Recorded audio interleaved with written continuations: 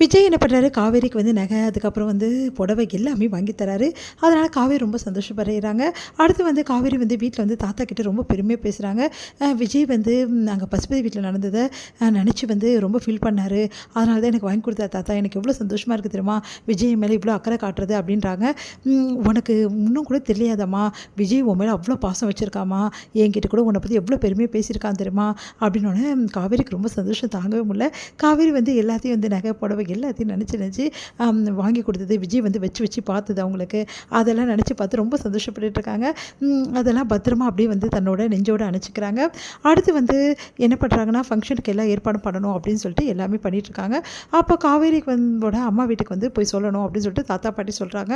அவங்களும் வந்து முதல்ல வந்து என்ன பண்ணுறதுன்னு சொல்லி யோசிச்சுட்ருக்காங்க சாரதா. அதுக்கப்புறம் சரிங்க நல்லபடி நடத்தலாம் அப்படின்னு சொல்லிடுறாங்க.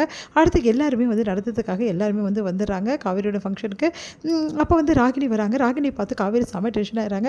இவன் எதுக்கு இங்கே வரா அப்படின்னோடனே, என் மருமக வரமாட்டாளா, என் மருமகள் ஆக போகிறவ, இந்த குடும்பத்தில் எந்த நல்லது கெட்ட நடந்தாலும் அவள் கலந்து ஆகணும், அதெல்லாம் அவள் பண்ணியே தான் ஆகணும் அப்படின்னு சொல்கிறாரு வந்து அன்பரசு. உடனே வந்து வேறு வழி இல்லாமல் காவேரி அமைதியாக இருக்காங்க. விரு காவேரி பார்த்துக்கலாம் அப்படின்னு சொல்லிட்டு விஜய் வந்து சொல்கிறாரு. அடுத்து வந்து இங்கே ஃபங்க்ஷன் வந்து நல்லபடியாக நடந்துட்டுருக்குது. அப்போ தாலி வந்து பிரித்து கோக்கணும் அப்படின்னு சொல்லிட்டு 2 பேர் உட்கார, நான் எதுக்கு உட்காரணும் அப்படின்னு சொல்லிட்டு விஜய் கேட்குறாரு.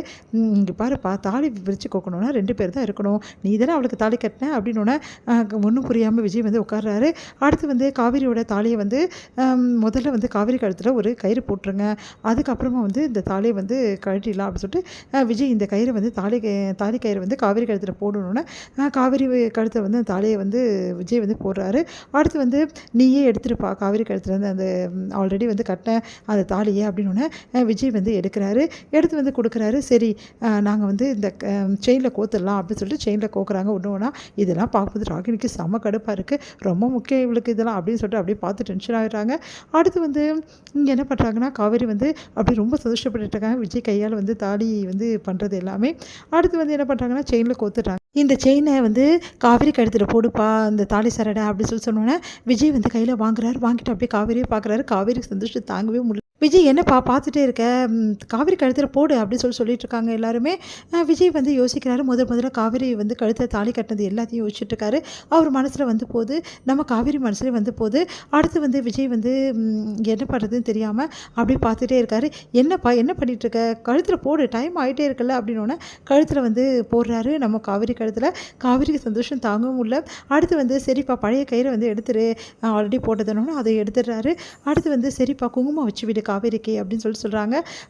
கயிறுக்கும் வந்து குங்குமம் வச்சு விடுப்பா தாலி சரடுக்கும் அப்படின்னோடனே காவேரியோட நெத்தியில் வந்து குங்குமம் வச்சு விட்றாரு. அதுக்கப்புறம் வந்து தாலி இந்த சரடுக்கும் வந்து வச்சு விடுறாரு. உடனே காவேரி வந்து ரொம்ப சந்தோஷப்படுறாங்க. அந்த தாலியை வந்து அப்படியே வந்து கன்னத்தில் ஒட்டி எடுத்துக்கிறாங்க. இதெல்லாம் பார்க்குற விஜய்க்கு ஒன்றும் புரியாமல் அப்படியே காவேரியை பார்த்துட்ருக்காரு. விஜய் வந்து என்ன பண்ணுறதுன்னு தவிச்சிட்ருக்காரு. விஜய் வந்து மனசில் யோசிக்கிறாரு, காவேரி என்னை விட்டு போக போகிறா, ஆனால் இந்த சடங்கெல்லாம் பண்ணி தான் ஆகணுமா அப்படின்னு சொல்லிட்டு யோசிக்கிறாரு. இங்கே காவேரி வந்து காலங்காலமாக இந்த தாலி என் கழுத்திலே இருக்கணும்னு வேண்டுறாங்க.